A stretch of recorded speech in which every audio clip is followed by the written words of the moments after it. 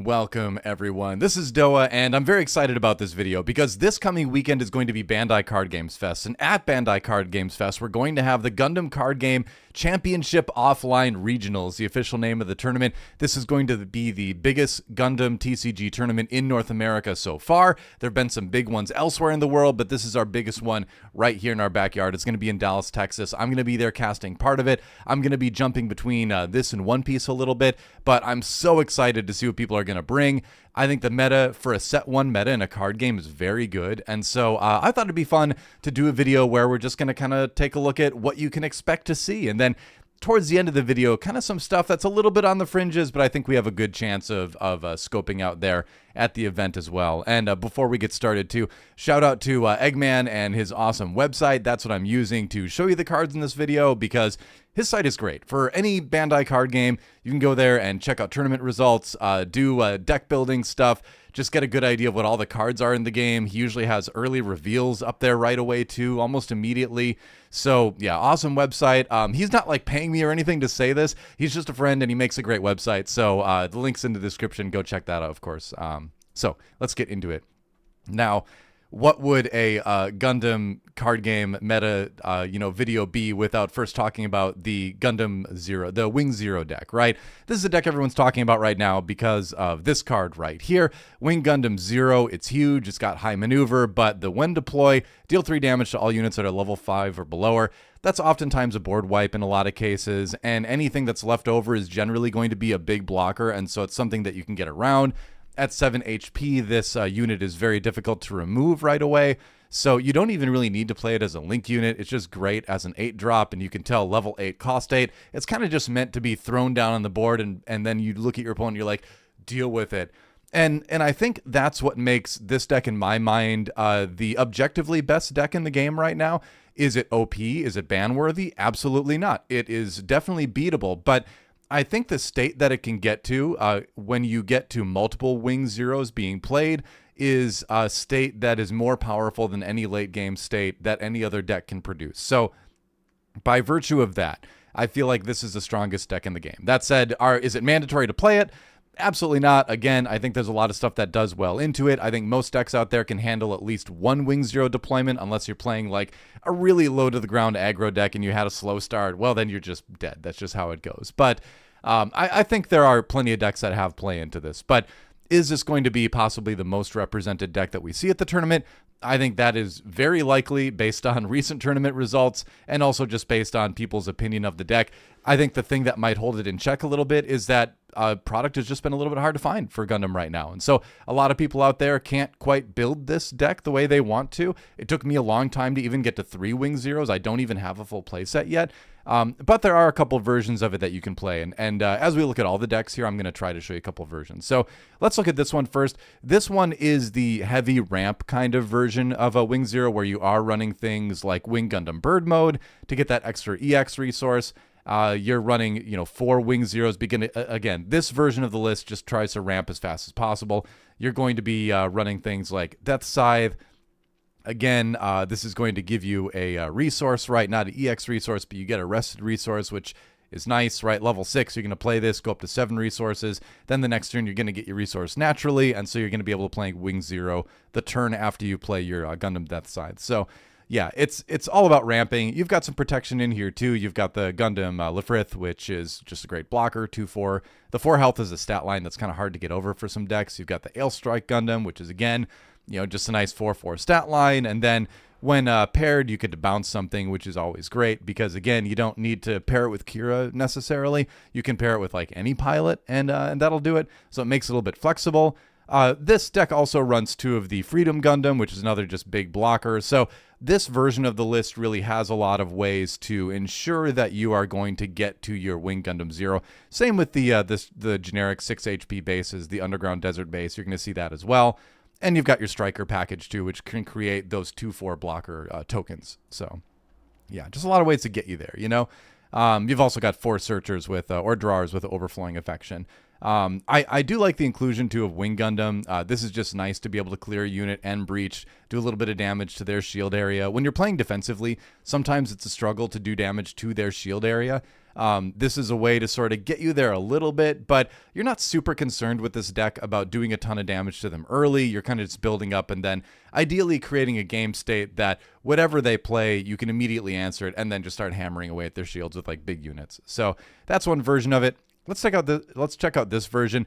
This is a little bit more blocker heavy, so less ramp, but a little bit more. And I guess I shouldn't say blocker heavy. I should say more tempo-y heavy. I think you do have more blockers in the Zawert, but they're a little bit lower, right? A little bit lower cost. This version of it is meant to sort of create more of a smooth on-ramp via units and board interaction versus just plunking down big things in front of your opponent, right? You're going to be doing a little bit more with the Sword Strike Gundam. This one's getting very, very popular.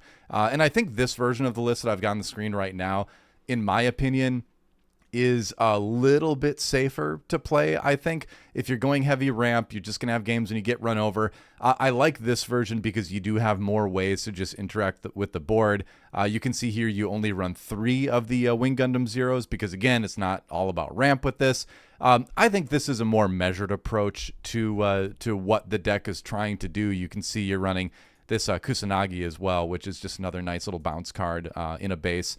And you've got like the one unforeseen incident. I really like that. Sometimes you see that. And when I show you these lists too, these aren't hard and fast lists. There's all sorts of little tech options people are changing here, like the number of striker packs, the number of overflowing affection. I prefer 3. A lot of people prefer 4. Duos, everything is going to be like within a threshold of 1 or 2 generally. Sometimes you don't see unforeseen incident. I like it, but you don't always see it. But the idea remains that you're just trying to stay safe in some way until the Wing Gundam Zero comes out, and then you theoretically win the game from there. So that's what the deck does. Probably going to see a lot of it. Be ready for it, right? Moving on to a list that I think is pretty, I would say this is pretty locked down as far as like, what you're going to see. There's not a lot of variation of this one in particular. I'm going to shrink this a little bit so I can get the top of the card in there. But this is Cyber New Type. I really like this list because, one, it runs a lot of Gundams that I really like model-wise. I always thought the Banshee Destroy mode looked really awesome. Kshatriya has always been one of my favorite Gundam just designs, and the classic RX-78. So this deck really has a lot of just stuff I like, so that makes me gravitate towards it. But it's also just a fun deck too, in that I feel that it's very mid-rangey generally, where you are presenting some aggression early, but it's really about setting up good methods of board control with things like the Anksha, where you can do a damage to a unit, set up some decent trades. Also, place like a 3/3 body on the board is significant. You get good cards like the RX-78 too, right? It's got repairs, so if you attack something and don't die, it's very difficult to remove sometimes. When you pair it with Amuro, really any pilot, you buff your board. And then, of course, like the marquee card in this deck is the Kshatriya. Just being able to do damage to 2 units when it's paired with a Cyber New Type pilot, which, again, we've got the Marida Cruz here to do that. So you put a Marida on the Kshatriya Legend Rare, you're going to be doing a 3 ping to units out there, which is oftentimes a great way to clear some of those smaller aggro units that you're going to see from other aggro decks.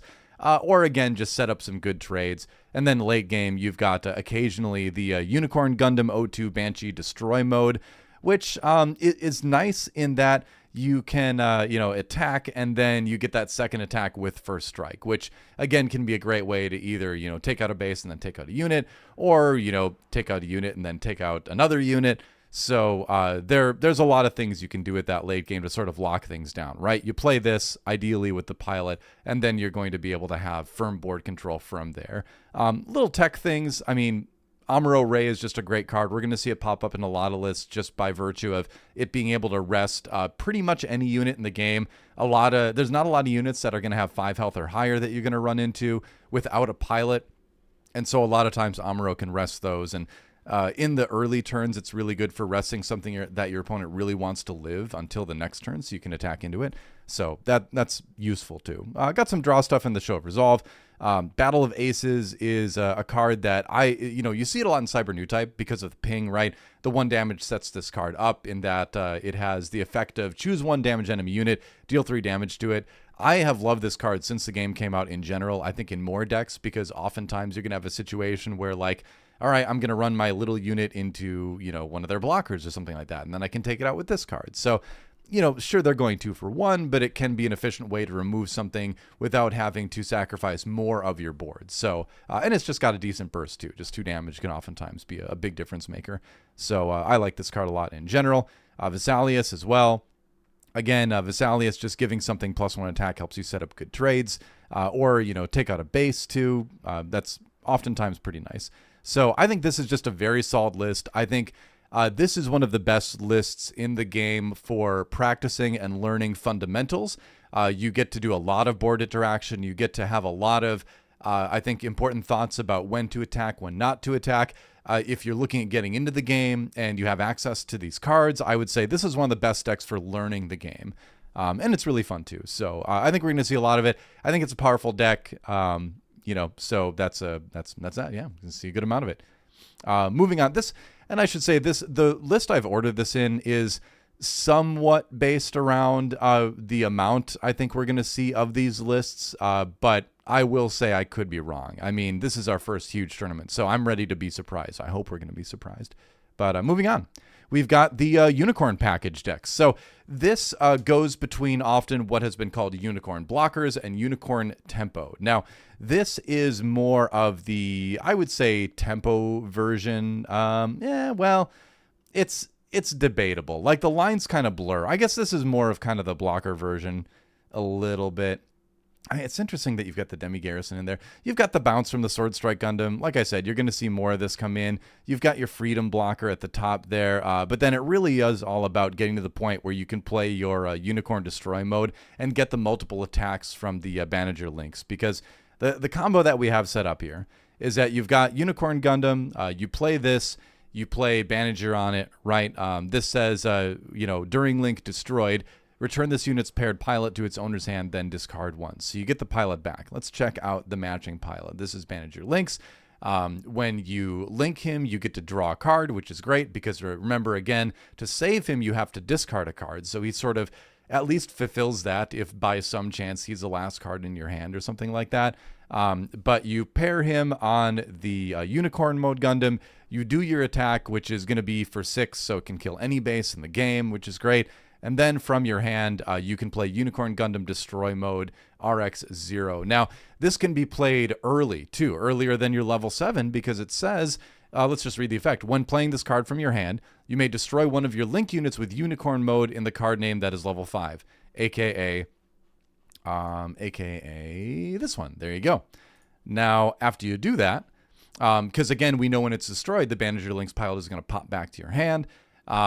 If you do, play this card as if it were level 0 and cost. So that means, the level and cost just becomes 0. So you can be, on your, I guess it would be 6 resource turn, right, is what you would need to do the full combo, right? Where you play this for 4, you play Bandager for 1, then you play this for free, and then when it's on the board, you play Bandager for 1 more, right? Because you're going to need to replay him on that. And then if you can do all that, you get your second attack. It's going to be big. This one's going to hit for 7 this time. And when you attack, you get to rest any enemy unit too. So you get to remove possibly a problem unit. 7 attack is enough to kill a wing 0, by the way. So this is one of the combos that can straight up just 1v1 a wing 0, which is great. You're also going to live through that attack because a wing 0 only hits back for 5, and you're going to have 6 HP on this. So this is one of the decks I think that can do decently into wing 0 right now.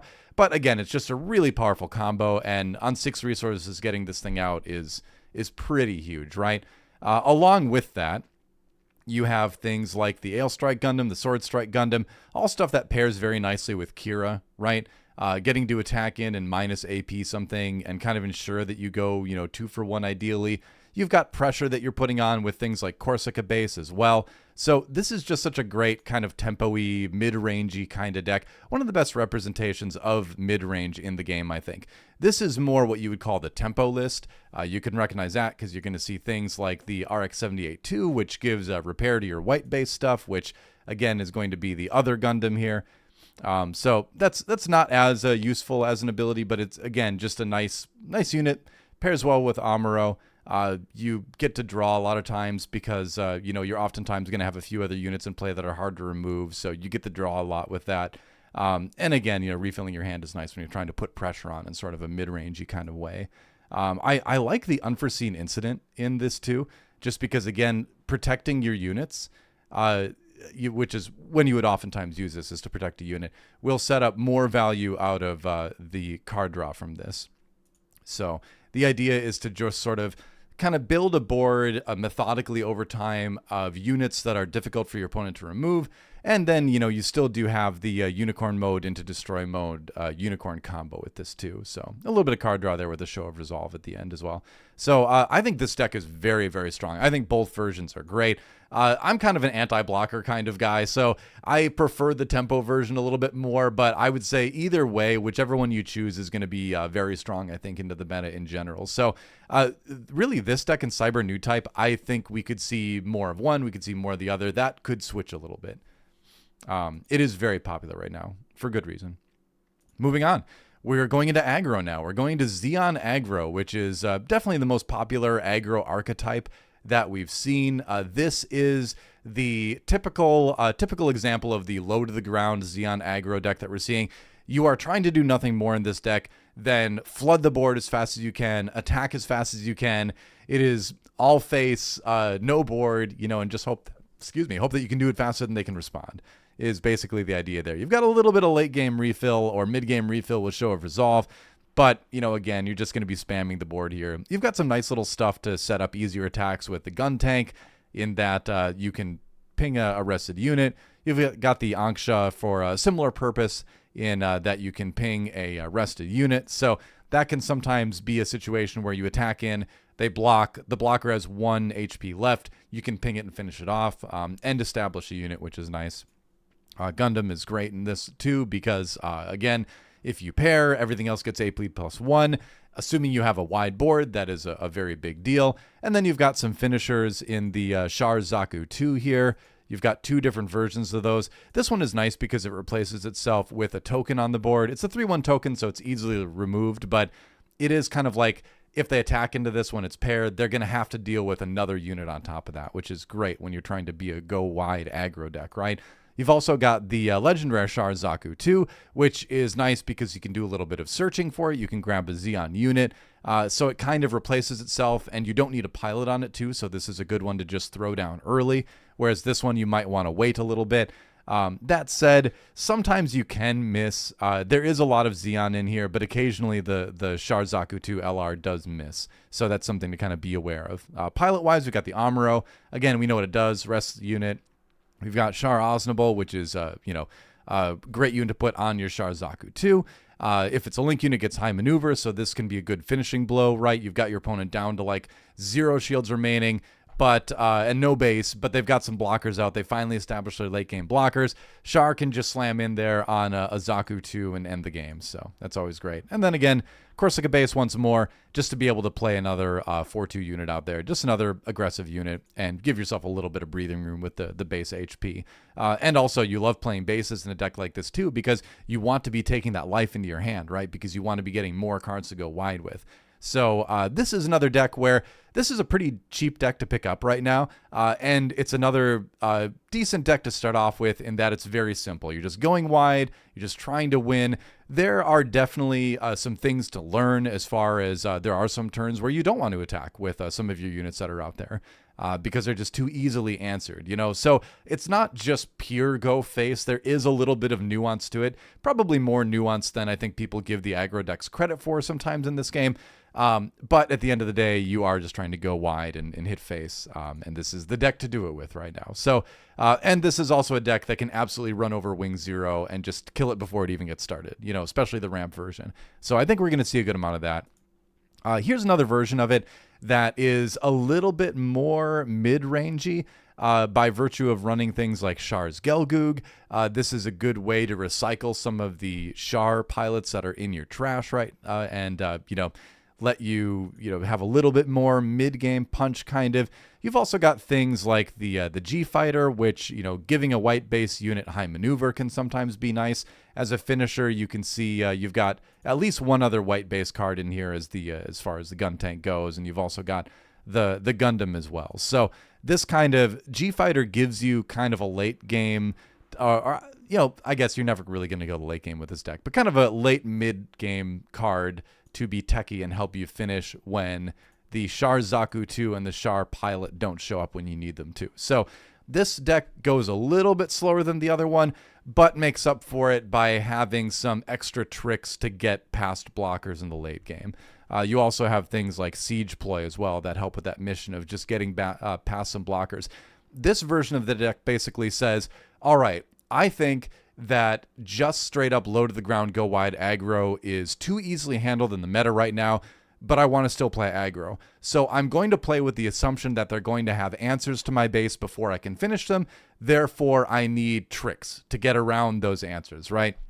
Resting a blocker, like Siege Play lets you do, is definitely one of those. So I think this is a more measured approach to aggro. If I were building it, I would probably go more towards this side, because I think it is fun to just go super aggro sometimes with decks, but I like to kind of have answers, because the fact is people are getting better at playing against aggro in this game right now. So I think this is going to be sort of a better version to go with, in my opinion. But you're going to see both. You're going to see other people that are just diehard believers in the heavy aggro, and they've played a million games on it, and they're just good at it. So there you go. And now we get into the big blockers decks, what I'll say. This is what you would say more is on the, and you'll see either it called freedom blockers or justice blockers a lot of times, and that simply means, is it more Justice Gundam, and oftentimes this would be paired with red, or is it more Freedom Gundam, and oftentimes that would be paired, as you can see, with blue on this side. But they are heavy white card decks in that just tons of blockers, big late game blockers, being able to establish a board that your opponent just simply cannot get through, and then from that point, being able to just swing in with a bunch of stuff and end the game, right? This deck, the red version, I think is really fun. You've got Atherin Zala in this version, which lets you attack active units, which is kind of cool, especially when you pair them with things like the Aegis Gundam that has Breach, so you can attack into something active, take it out, and also breach into their shield area, which is really cool. And then you've got all your typical white tricks, right? Where you've got Kira, giving things minus HP. You've got Haka Vendimian that bounces things, right?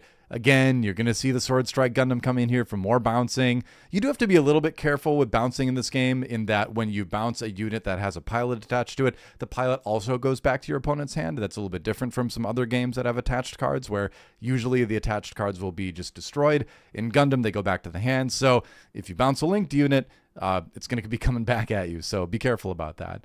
And then you've also got stuff like one Mining Asteroid Plow in this particular list, and Vesalius is another popular one as well, just to give you a little bit more damage, a little bit more base killing trade potential. Soletta is just going to be a really good pilot to have in white, because setting a resource as active is oftentimes a great way to set up just an extra overflowing affection or something in your turn, or a Hawk of Endymion or something like that. And you notice that we're not running anything that links with Soletta in this deck. Even the Gundam Lifrith, which is Gundam Lifrith, doesn't have the link, right? So Soletta is purely just there to be a pilot that, again, crucially has 2 HP, so she makes your blockers much more difficult to get through, and also readying that resource is pretty nice. You've also got Striker Pack, which you're going to see in any blocker deck, right? Simply because it makes blockers, Moving on to the version that I think we're going to see a little bit more of. I think the red version is a little bit more rare, but I think the blue version is fairly frequently seen. But this is going to be the one that goes a bit heavier into the Freedom Gundams, right? Which is another way to just get more mileage out of Kira, right? Get more minus AP, get better trades, go 2 for 1 as often as possible, right? Bounce the things you don't want, do that. You've got the Striker package, you've got the overflowing, you've got a lot of drawn here, and then you've got a couple of these. This is optional. Sometimes your white blocker decks will use these, sometimes they will not. You can see this card is not a blocker, but the Gundam Aerial Rebuild is really nice because it can bring back a command card such as Striker Pack, right? Which can get you another 2/4 blocker. So, and it's also something for Soletta to pair with, so, I guess you've got that as well, But I don't think it's super necessary, but you do see some of the lists going into Aerial Rebuild I have a mono white blocker, just like toxic blocker list that runs the aerial rebuild for that exact reason. So it's kind of nice. You're going to see the blocker decks. This is as close to kind of a control deck, so to speak, you'll see in the game right now. I'm not a giant fan of this playstyle, but it can be effective, especially against some of the aggro decks if it can get established, and to a certain extent against things like Cyber New Type, because when you create a situation where the ping just doesn't do as much and that everything has tons of HP, then it becomes harder for that deck to kind of like succeed. So I think it's good into that sort of stuff. You're definitely going to see it. So that's going to make up the bulk of what I think we're going to see at the tournament. And again, I would love to be surprised. Some of the things that I think are on the fringes that we need to watch out for, I've got two examples of that. This is the heavy Zeon. I'm going to say mid-range. I've seen this called Zeon aggro, and it does intend to be aggressive in the early game, but it's got a much bigger top end in that it runs 4 Kshatriya and 3 of the Shinanju, which is a very, very cool card. It's from the starter deck, gets high maneuver when it's paired, and then when it destroys a shield area card, so that's either a base or a shield, you can do 2 damage to an enemy unit. So it gets a little extra board damage in there when you're attacking their shield area. So I like that. It pairs with full frontal, which helps you establish another unit on board. You're really not going to be running Shinanju in full frontal if you're not going very heavy Zeon, because again, he needs Zeon cards to kind of do his thing. So I think it makes a lot of sense in this list. You've also got stuff like Fortress Defense, which can just put out a couple 1/1s as a command card, which again, if you do feel like you are in the situation where going wide is your path to victory, you can do it that way. Otherwise, in rare occasions, you can play him on the good old Big Zam, which this can come down late and remove a bunch of blockers, pave the way, for your wide board theoretically to get the finish. Again, you're not going to be going as crazy aggro as you are with some of the other ones, but I really do like this list in that it has some good answers if you want to go into the mid-range, right? Falmel to give you a little 3/1 token, which is good. Relula, again, a lot of these are Zeon cards for the purpose of having in your trash for Big Zam, right? But, again, doing 1 damage is nice, especially when you're pairing it with things like the Kshatriya and the Gira Zulu, which, again, is doing damage to something. And they don't need to be rested as well. You've also got the Shards Gelgoog. I haven't built this list yet, but I intend to build it, actually, to bring along this weekend to play it because it looks really fun. So this is a list that did decently at a tournament recently, and I think it's good enough that if somebody is very dedicated to Zeon for whatever reason, philosophically or aesthetically, I think it's a not a bad list to play. If somebody brought this to the tournament, I would not tell them they're making a mistake. Moving on to, okay, so I have to admit, this is not a list that it's done great in tournaments or anything like this. This is one of my own personal lists, but the theme is the key here. I think the theme of heavy breach is something that we very well might see come through in this tournament. Will it be this deck list?